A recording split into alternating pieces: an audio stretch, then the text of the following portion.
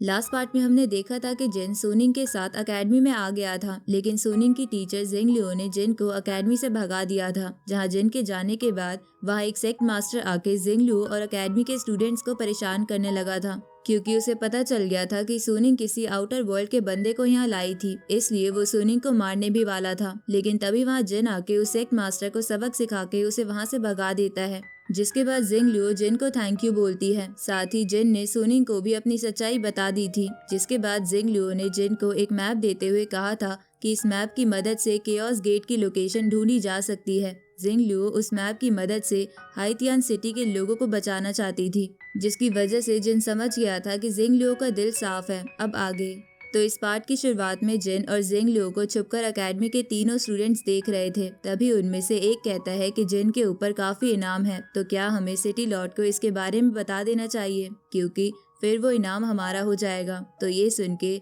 सुनिंग उस स्टूडेंट को पीटते हुए कहती है कि अभी अभी जिन ने हमारी जान बचाई है और तुम बदले में उसे थैंक यू बोलने के बजाय उसे पकड़वाने की सोच रहे हो। उसी वक्त उन्हें किसी की आवाज आती है जो उन सबको बाहर बुला रहा था। तो ये सुन के वो तीनों स्टूडेंट्स एकेडमी के गेट पर वापस चले जाते हैं, जहाँ वो देखते हैं कि वो सेक्ट मास्टर वापस वहाँ खड़ा है। तो इसलिए वो उससे पूछते हैं कि तुम यहाँ वापस क्यों आए हो। ये सुन के वो सेक्ट मास्टर रास्ते से हटते हुए कहता है कि मैं यहाँ यंग मास्टर के साथ आया हूँ। अब वो यंग मास्टर सुनिंग से बोलता है कि तुम जिस बंदे को सुबह पकड़कर यहाँ लाई थी वो कहाँ है, मैं उससे मिलना चाहता हूँ। इस पे सुनिंग बोलती है कि वो तो बता रहा था कि तुम उसके दोस्त हो, इसलिए वो तुम्हें ढूंढने निकल गया था, क्या तुम्हें वो अभी तक मिला नहीं। सुनिंग ऐसा इसलिए बोलती है क्योंकि वो जिन की असलियत उन सबके सामने नहीं लाना चाहती थी।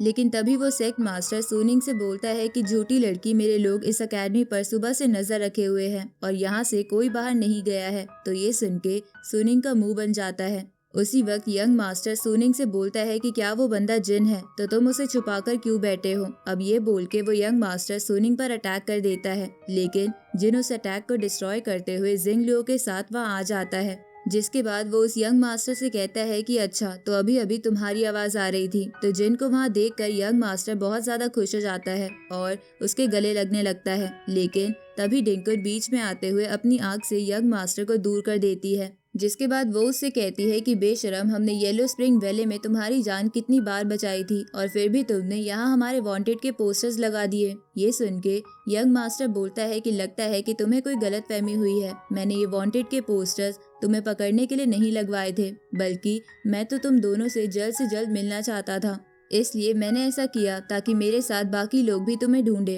अब यंग मास्टर जिन से कहता है कि अच्छा हुआ ये तुम थे, क्योंकि मैं खामखा चिंता कर रहा था, क्योंकि तुम्हारे अलावा कोई और होता तो हमारे लिए खतरा हो सकता था। इसके बाद यंग मास्टर जिन को उसके साथ सिटी हॉल में चलने का इनविटेशन देता है। इधर वो सेक्ट मास्टर और उसके सैनिक जिन और यंग मास्टर के बीच ऐसा संबंध देखकर बिल्कुल चौंक गए थे। इस तरफ यंग मास्टर जिंग लियो को बोलता है कि क्योंकि तुमने किसी आउटर वर्ल्ड के बंदे को छुपाने की कोशिश की थी, इसलिए तुम्हें भी सिटी हॉल में चलना होगा ताकि तुम्हें हम वहाँ कैद कर सके।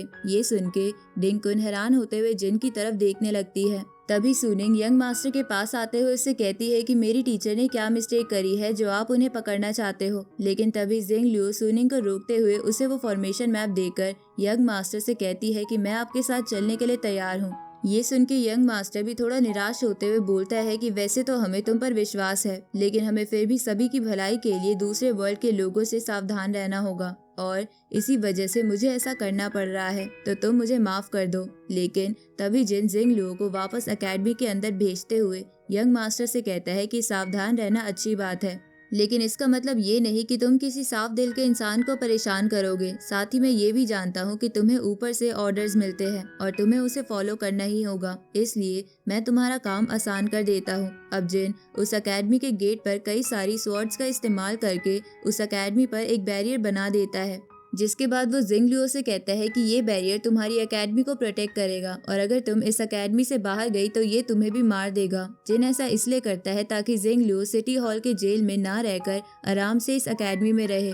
अब जिन के ऐसा करने के बाद जिंग लियो उससे कहती है कि मैं यहाँ से नहीं निकलूंगी और तुम सुनिंग का ध्यान रखना। आगे जिन और सुनिंग यंग मास्टर के साथ सिटी हॉल में आ जाते हैं, जहाँ वो लोग डिनर करने लगते हैं। तभी सिटी लॉर्ड जिन से कहता है कि आपकी स्किल्स बहुत कमाल की होंगी, क्योंकि मैंने आपका ऑरा सिटी हॉल में रहने के बावजूद भी महसूस करा था। इस पे जिन कहता है कि आपको मेरी इतनी तारीफ करने की जरूरत नहीं है। इसके बाद वो बोलता है कि जब मैं इस हॉल में आ रहा था तब बाहर से ही मैंने रोस्टेड चिकन की खुशबू सूंघ ली थी, तो जरूर आपका शेफ बहुत ही अमेजिंग होगा। इधर यंग मास्टर वहाँ बैठे अपने टीचर से कहता है कि देखा, मैंने कहा था ना कि जिन बहुत अच्छा इंसान है। तभी सिटी लॉर्ड उस टीचर से जिन का इंट्रोडक्शन करवाते हुए कहते हैं कि ये हमारे हाइतियान सिटी गार्ड्स के कैप्टन होने के साथ साथ यंग मास्टर के टीचर भी हैं।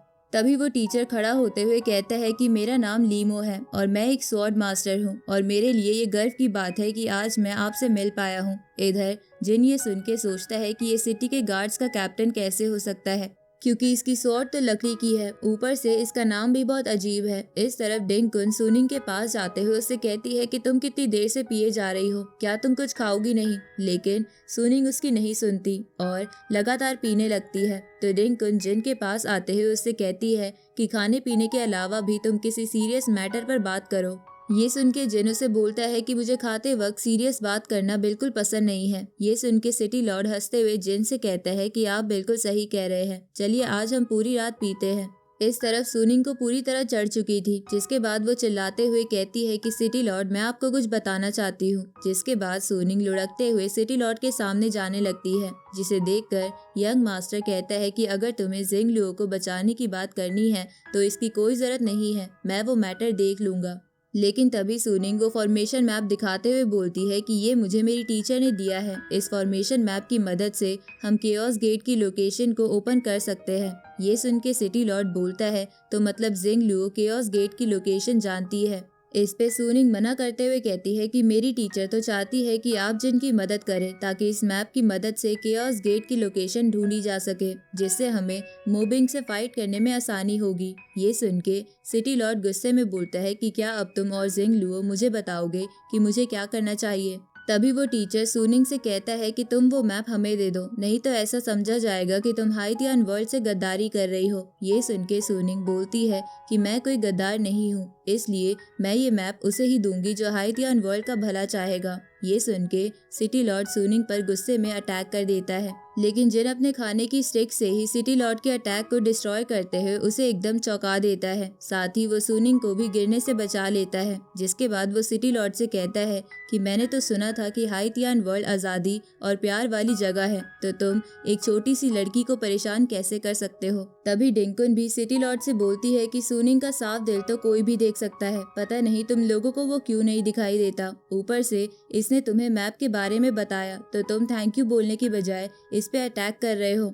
अब डिंकुन वो मैप वापस सुनिंग को दे देती है। उसी वक्त सिटी लॉर्ड जिन से बोलता है कि अगर ऐसा है तो मैं बिल्कुल सच्चाई के साथ तुम्हें बताता हूँ कि तुमने गुआंगमिंग और वुमेन वर्ल्ड को आज़ाद कराया है, जो बहुत ही अमेजिंग बात है। लेकिन तुम्हारे रीसेंट अलायंस की वजह से एक वॉर शुरू हो गई है, तो तुम, मैं और मोबिंग में क्या डिफरेंस है? इस पे जिन बोलता है कि मोबिंग लोगों को गुलाम बना के उनकी एनर्जी कंज्यूम करता है ताकि वो खुद की पावर बढ़ा सके, इसलिए ये वॉर ही उसे रोकने का इकलौता तरीका है, जिसके लिए छोटी सी लड़की भी हमारा साथ देने के लिए तैयार है, तो तुम किस बात से डर रहे हो? तो ये सुन के सिटी लॉर्ड अपना वेपन निकालते हुए कहता है कि क्या तुम मुझे डरपोक बोल रहे हो? अब ये बोल के वो जिन पर अटैक कर देता है, तो जिन अपनी स्वॉर्ड को बाहर निकाल के सिटी लॉर्ड के अटैक को रोकने लगता है, जिसे देखकर सिटी लॉर्ड सोचता है कि इस लड़के ने तो मेरे अटैक को रोकने के लिए अपनी स्वॉर्ड को म्यान से भी बाहर नहीं निकाला, क्या ये मुझे अंडर एस्टिमेट कर रहा है? उसी वक्त यंग मास्टर सिटी लॉर्ड को शांत कराते हुए कहता है कि हम ये मामला बातचीत से सुलझा सकते हैं। साथ ही वो अपने टीचर को भी सिटी लॉर्ड को समझाने के लिए कहता है, लेकिन वो टीचर अपनी स्वॉर्ड को एन्चैंट करते हुए कहता है कि सिटी लॉर्ड मैं भी आपका साथ दूंगा। अब ये बोल के वो जिन पर अटैक कर देता है, जहाँ उस टीचर के अटैक से जिन को अपनी स्वॉर्ड में स्क्रैच आता हुआ दिखता है, इसलिए वो उस टीचर को दूर फेंक देता है, जिसकी वजह से उस टीचर के मुंह से खून आने लगता है। इसके बाद वो टीचर जिन से कहता है कि आप सच में बहुत ही ताकतवर हैं, इसलिए मैं आपके सामने सर झुकाता हूँ, और ये कहते ही ये पार्ट यहीं खत्म होता है।